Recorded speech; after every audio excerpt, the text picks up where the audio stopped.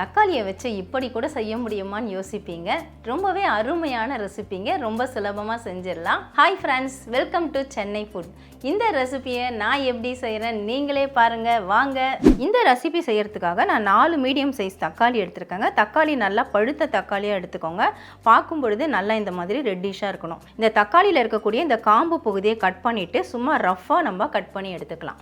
நாம் எடுத்த 4 தக்காளியுமே நான் சும்மா ரஃப்பாக கட் பண்ணி எடுத்துட்டேங்க. இதை நம்ம மிக்ஸி ஜாருக்கு மாற்றிக்கலாம். நம்ம தண்ணி சேர்க்க வேண்டிய அவசியம் கிடையாதுங்க. தண்ணி சேர்க்காமலே நல்லா ஃபைனாக அரைச்சி எடுத்துக்கலாம்.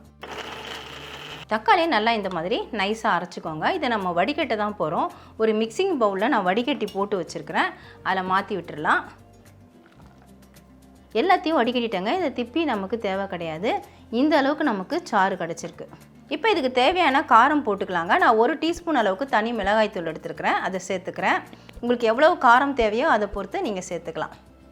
தேவையான அளவு உப்பு சேர்த்துக்கலாம். 1 டீஸ்பூன் அளவுக்கு சால்ட் சேர்த்துக்கிறேன். எல்லாமே நான் குவிஞ்சா மாதிரி தான் எடுத்துருக்கிறேன். சீரக பொடி இருக்கிறதுனால நான் 1/2 டீஸ்பூன் சீரக பொடி சேர்த்துக்கிறேன். அப்படி சீரக பொடி இல்லைன்னா நீங்கள் தக்காளி அரைக்கும் பொழுதே சேர்த்து அரைச்சிருங்க. கொஞ்சமாக பெருங்காயத்தூள் 1/4 டீஸ்பூன் அளவுக்கு சேர்த்துக்கலாம். இதில் நான் வெள்ளை எள்ளு சேர்க்குறேங்க. எள்ளு உங்கள் விருப்பம் தான். நீங்கள் விருப்பப்பட்டால் சேர்த்துக்கலாம். நான் 1 டீஸ்பூன் அளவு சேர்த்துருக்கிறேன். எவ்வளவு தேவையோ அவ்வளோ சேர்த்துக்கலாம். அது எல்லாமே உங்கள் விருப்பம் தான். இப்போ இதை நல்லா கலந்து விட்டுக்கலாம்.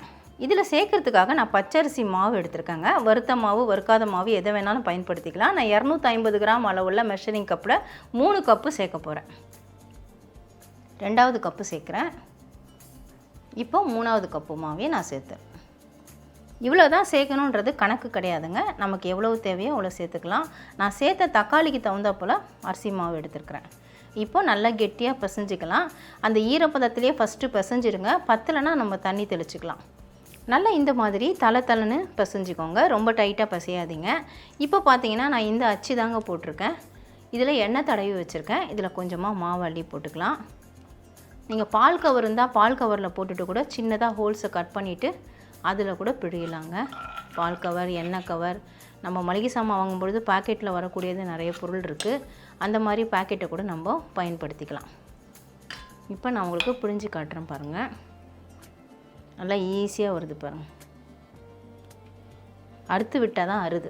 இந்த மாதிரி தான் நம்ம மாவை ரெடி பண்ணிக்கணும். இப்போ எல்லாத்தையுமே நம்ம இட்லி தட்டில் தான் பிழிய போகிறோம். இட்லி தட்டில் ஒரு துளி எண்ணெய் தடவி வச்சுருக்காங்க. எண்ணெய் வேண்டாம்னா நீங்கள் வாழை இலை கூட போட்டுக்கலாம். ஒட்டாமல் வர்றதுக்காக தான். இப்போ இதில் நாம் பிழிஞ்சு விட்டுக்கலாம். குடிக்கு தகுந்தப்போல் நீங்கள் சைஸ் பார்த்து பிழிஞ்சுக்கோங்க. இந்த குழியில் கரெக்டாக வரா மாதிரி நான் ஃபுல்லாக பிழிஞ்சிருக்கேன். இதே மாதிரி தான் எல்லாத்துலேயும் பிழிய போகிறோம். ஸ்டவ்வில் இட்லி பாத்திரம் வச்சு 1/2 லிட்டர் அளவுக்கு தண்ணி ஊற்றி வச்சுருக்காங்க. தண்ணி இப்போ நல்லா கொதிச்சிட்ருக்குது.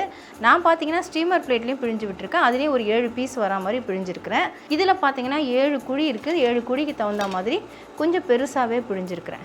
இப்போ நம்ம மூடி போட்டுடலாம். ஸ்டவ் ஹை ஃப்ளேமில் வச்சுட்டு 10 நிமிஷம் வேக விட்டு ஆஃப் பண்ணிவிடுங்க.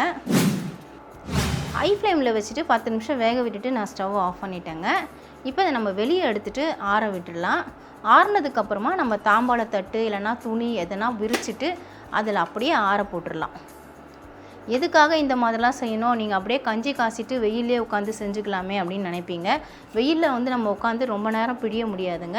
இன்னொரு விஷயம் என்னன்னு பார்த்தீங்கன்னா, கொளுத்துற வெயிலில் உட்காந்து பிழியறது ரொம்ப கஷ்டம். இந்த மாதிரி செய்யும் பொழுது நம்ம வீட்டுக்குள்ளேயே கூட காய வச்சுக்கலாம். வெயிலில் தான் காய வைக்கணுங்கிறது அவசியம் கிடையாது. நாம் ரெடி பண்ண மாவு எல்லாத்தையுமே நாம் இப்படி தான் ரெடி பண்ண போகிறோம். இதை அப்படியே நம்ம ஸ்பூன் வச்சுட்டு எடுத்தாலே வந்துடுங்க, ஒட்டாது. இப்போ கொஞ்சம் சூடாக இருக்குது, இருந்தும் எடுத்து காட்டுறேன் பாருங்கள் எவ்வளோ சூப்பராக வருது. இந்த மாதிரி எடுத்துகிட்டு இதை அப்படியே தாம்பாளத்தட்டில் பரப்பியும் வைக்கலாம். நான் சொன்ன மாதிரி பிளாஸ்டிக் ஷீட்டு விரிச்சிட்டு அதுலேயும் வைக்கலாம். இல்லை காட்டன் துணி விரிச்சிட்டு அதுலேயும் வைக்கலாம். நீங்கள் இதை நிழல்லையும் காய வைக்கலாம், வெயிலையும் காய வைக்கலாம். நிழலில் காய வச்சா எக்ஸ்ட்ரா ஒரு நாள் காய வைக்கிற மாதிரி இருக்கும். இதே நம்ம வெயிலில் காய வச்சோம்னா 2 நாளில் நல்லா மொளன்னு காஞ்சிரும். இதே மாதிரி எல்லாத்தையும் வேக வச்சுட்டு இந்த மாதிரி தட்டில் மாற்றிட்டு நான் உங்களுக்கு காட்டுறேன். வேக வச்ச எல்லாத்தையும் நான் தாம்பாளத்தட்டுக்கு மாற்றிட்டு வெயிலில் வச்சுட்டேங்க. நல்லா காயணும். காஞ்சதுக்கப்புறம் பார்க்கலாம். நான் காயறதுக்கு 2 நாள் ஆகும்னு நினச்சேங்க. பார்த்தீங்கன்னா ஒரே நாள்லேயே நல்லா காஞ்சிருச்சு. நல்லா மொளன்னு இருக்குது பாருங்கள். உங்களுக்கு சத்தம் தெரியணுன்றதுக்காக தான் நான் பரட்டி விட்டேன்.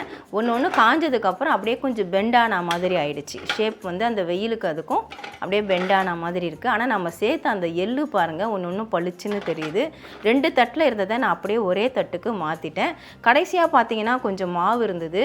அது இன்னொரு விஷயம் என்னென்னா 2 தட்டுலேயுமே நான் பிழிஞ்சு வச்சுட்டேங்க. மிச்சம் இருக்கிற மாவுக்காக நான் இன்னொரு வாட்டி வேக வைக்க வேண்டான்றதுக்காக இந்த மாதிரி ஒரு பெரிய தட்டில் அப்படியே பெருசாக மீதி இருக்கிற மாவு பிழிஞ்சிட்டு கீழே அந்த ஸ்டாண்டு போட்டு நான் வச்சுட்டு அதுக்கு மேலே 2 தட்டு வச்சு ஒரே பேட்சாக வேக வச்சுட்டேன். அது பாருங்கள் எவ்வளோ பெருசாக இருக்குது. அதுவும் பெண்ட் ஆகிடுச்சு காயும் பொழுது. ஆனால் பார்க்குறதுக்கு அவ்வளோ பெருசாக நல்லா இருக்குது. இப்போ இதை உங்களுக்காக நான் பொரிச்சு காட்டுறேன். பொரிக்கிறதுக்காக நான் பேனில் எண்ணெய் ஊற்றி வச்சுருக்கேங்க. எண்ணெய் நல்லா ஹீட் ஆகிடுச்சு. ஒரு 2 வத்தல் நான் இதில் சேர்க்குறேன். உங்களுக்கு எவ்வளவு தேவையோ அவ்வளோ பொரிச்சிக்கலாம். நான் உங்களுக்கு பொரிச்சு காட்டுறதுக்காக தான் இதில் போட்டிருக்கேன். இப்போ பாருங்கள் நல்லா பொரிஞ்சு வந்துருச்சு. நடுவு பகுதி மட்டும் கொஞ்சம் பொரிய விட்டுட்டு அதுக்கப்புறமா எடுங்க. நான் வெளியே எடுத்துடுறேன். எண்ணெய் வடியை விட்டுட்டு பிளேட்டுக்கு மாற்றிக்கலாம். இன்னும் ஒரு 2 வத்தல் பொரிச்சிட்டு நான் உங்களுக்கு காட்டுறேன் எப்படி இருக்குன்னு. அவ்வளவுதான் ஃப்ரெண்ட்ஸ், அருமையான வத்தல் நாம் தயார் பண்ணிட்டோம். வெயிலில் உட்காந்து கஷ்டப்பட்டு பிழியாமல் நம்ம வீட்டுக்குள்ளேயே பிழிஞ்சு வேக வச்சு அதுக்கப்புறம் தான் வெயிலில் வச்சோம். இது வந்து ரொம்ப ரொம்ப சுலபமாக இருக்குங்க. ஏன்னா காலையில் நேரத்தில் சீக்கிரம் எழுந்தால் தான் நம்ம வத்தல் பிழிய முடியும். சப்போஸ் லேட் ஆகிடுச்சுன்னா வெயிலில் உட்காந்து பிழியவே முடியாது. ஆனால் இந்த மெத்தடில் நீங்கள் செய்யும் பொழுது வெயில் இருந்தாலுமே காலையிலே நீங்கள் எழுந்து செஞ்சு அப்படியே வெயிலில் வச்சுட்டா மட்டும் போதும். நம்ம உட்காந்து வெயிலில் பிழிய வேண்டாம். வீட்டுக்குள்ளேயே நம்ம பிழிஞ்சு வேக வச்சு தட்டுக்கு இல்லை துணிக்கு மாற்றி தான் நம்ம காய விடுவோம். அந்த மாதிரி ரொம்ப சுலபமாக செஞ்சிடலாங்க. எவ்வளவு இருந்தாலும் இந்த மாதிரி நம்ம செஞ்சிடலாம். நார்மலாக நம்ம வத்தலுக்கு பார்த்தீங்கன்னா கிண்டி கிளறி அதுக்கப்புறமா பிழிவோம். இதுக்கு வந்து கிண்டுறது கிளறது எதுவுமே கிடையாதுங்க. நம்ம கைகளால் பிசைஞ்சிட்டு அப்படியே முறுக்கு குழலில் போட்டு புழிஞ்சு வேக வச்சுட்டோம். இது எனக்கு ரொம்ப ரொம்ப ஈஸியாக இருந்ததுங்க. இது வரைக்கும் நீங்கள் இந்த மெத்தடு ட்ரை பண்ணனா கண்டிப்பாக ட்ரை பண்ணலாம். இப்போ வத்தல் நான் பொரிச்சிட்டேன். எப்படி இருக்குன்னு நீங்களே பாருங்கள். நம்ம ஜவ்வரிசிலாம் எதுவுமே சேர்க்கலை, வெறும் பச்சரிசி மாவு தாங்க. ஆனால் நல்லா அப்படியே பொரியாக கிளம்பியிருக்குது பாருங்கள். அதே மாதிரி இந்த வத்தலில் பார்த்தீங்கன்னா இந்த எள்ளு எல்லாமே அப்படியே நல்லா தெரியுது. நம்ம வெள்ளை எள்ளு சேர்த்துருந்தோம். இதில் கலர் எதுவுமே நான் சேர்க்கலை, வெறும் தக்காளி தான் நம்ம சேர்த்தோம். இப்போ நான் உங்களுக்கு உடச்சி காட்டுறேன் எப்படி இருக்குன்னு நீங்களே பாருங்கள். ஒரு கையில் தாங்க உடைக்கிறேன். நல்லா முளமுளன்னு உடையுது பாருங்கள். நல்லா முளமுளன்னு உடையுது. நல்லா வத்தல் காஞ்சிடுச்சுன்னா நல்லா பரப்புறன்னு பொரியறதுக்கு நல்லாயிருக்கும். சாப்பிட்றதுக்கும் நல்லா கரகரப்பாக இருக்கும். நான் இப்போ உங்களுக்காக ஒரு துண்டு சாப்பிட்டு காட்டுறேன். நம்ம சேர்த்த உப்பு காரம் எல்லாமே கரெக்டாக இருக்குதுங்க. தக்காளியோட அளவும் கரெக்டாக இருந்தது. நான் 3 கப்பு அரிசி மாவு சேர்த்துருந்தேன். ஓவராலாக சொல்லணும்னா எல்லா அளவுகளும் பர்ஃபெக்டாக இருக்குதுங்க. நீங்கள் இதே அளவில் நீங்களும் ட்ரை பண்ணி பார்க்கலாம். வீட்டில் காய்கறி இல்லைனா கூட சட்டுன்னு ஒரு சாதம் வடித்து தயிரை ஊற்றிட்டு 4 வத்தலை பொரித்து வச்சு சாப்பிட்றலாங்க. அதே மாதிரி பொரியல் வறுவல் செய்ய நேரம் இல்லைனாலும் சட்டுன்னு 2 வத்தலை பொரித்து வச்சு சாப்பிட்றலாம். இதை நீங்கள் 1 வருஷம் வரைக்கும் ஸ்டோர் பண்ணி வைக்கலாங்க. வெளியவே வச்சு ஸ்டோர் பண்ணி வைக்கலாம், கெட்டு போகாது. இதே மாதிரி கண்டிப்பாக நீங்கள் ட்ரை பண்ணி பாருங்கள் ஃப்ரெண்ட்ஸ். ட்ரை பண்ணி பார்த்துட்டு எப்படின்னு எனக்கு கமெண்ட் பண்ணுங்கள்.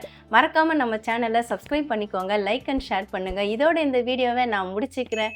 மறுபடியும் இன்னொரு வீடியோவில் உங்களை சந்திக்கிறேன். Bye guys. பாய் பாய்.